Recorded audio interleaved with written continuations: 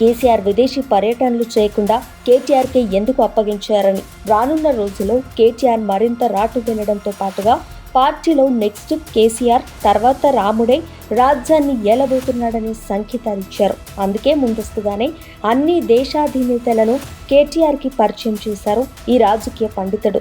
ఇప్పుడు కూడా మన్వడి పేరుతో అక్కడికి వెళ్ళినా సరే కేటీఆర్ చేతికి పూర్తి స్థాయిలో అప్పగిస్తే ఎలా ఉంటుందోనని జస్ట్ టెస్ట్ చేయబోతున్నారని గుసగుసలు వినిపిస్తున్నాయి. ఇప్పటికే కేటీఆర్ అధికార పార్టీని హామీల అమలు విషయంలో తలెత్తుకోకుండా చేస్తున్నారు. కాంగ్రెస్ సంక్షేమాలపై సవాళ్లు చేస్తూ సర్కార్నే చిక్కుల్లోకి నెట్టేస్తున్నారు. అలాగే తన పార్టీలోని అన్ని వర్గాలను కలుపుకుంటూనే కార్యకర్తలకు కూడా కావాల్సినంత ధైర్యాన్ని నూరిపోస్తున్నారు. ఇదంతా చూసిన కేసీఆర్ ఇప్పుడు కేటీఆర్కి ఫైనల్ టెస్ట్ పెడుతున్నారని టాక్ నడుస్తోంది.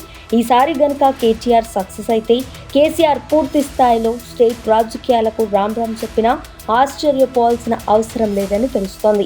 మొత్తంగా రాముడి పట్టాభిషేకం త్వరలో చేస్తారనే పక్కా సమాచారం మాత్రం అందుతోంది.